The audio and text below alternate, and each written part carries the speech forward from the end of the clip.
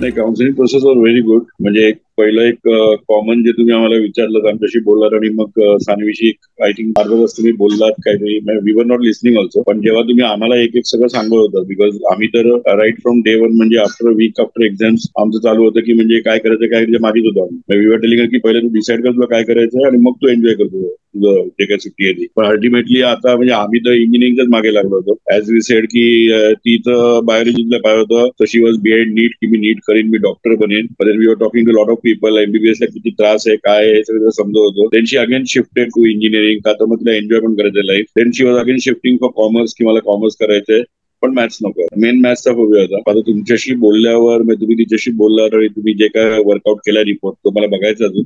पण जो काय तुम्ही वर्कआउट केला ज्याप्रमाणे तुम्ही सांगत होतात बेस्ड ऑन द रिपोर्ट्स आणि जे तुम्ही बोललात की she is more in to arts and more in to multimedia and more in to graphic designing, हे ती मला ऑलरेडी सांगते कधीपासून की मला हे आवडतं. But I was the one telling her की दिस इज नॉट गुड, आणि काही पुढे एवढा स्कोप नाहीये. आता तुमच्याशी बोलल्यावर मला हे कळलं की या फील्डमध्ये खूप वास्ट स्कोप आहे इन अब्रॉड ऍटलीस्ट. त्याच्यामुळे आय एम व्हेरी हॅपी म्हणजे जे काय आता ऐकलं ते. कारण आम्ही अगदी खरं सांगायचं तर मी तुम्हाला दुपारी पण बोललो मी इंजिनिअरिंगला ऑलरेडी तिला ऍडमिशन घेतलेली आहे इंटिग्रेटेड कॉलेजला, स्कॉलर्स का काय ते स्कूल टॉपर्स मध्ये ठाण्याला. आणि आम्ही राहतोय मुलुंडला, तर मी इनफॅक्ट ठाण्याला शिफ्ट करायचा प्लॅन मध्ये, कारण त्या क्लासच्या बाजूला म्हणजे तसं माझं ठरलं होतं की क्लास किंवा कॉलेजच्या बाजूला घर घेईल on rent, so that she doesn't need more time to travel, it will be easy for her. आणि म्हणून मला ही आजच करायची होती.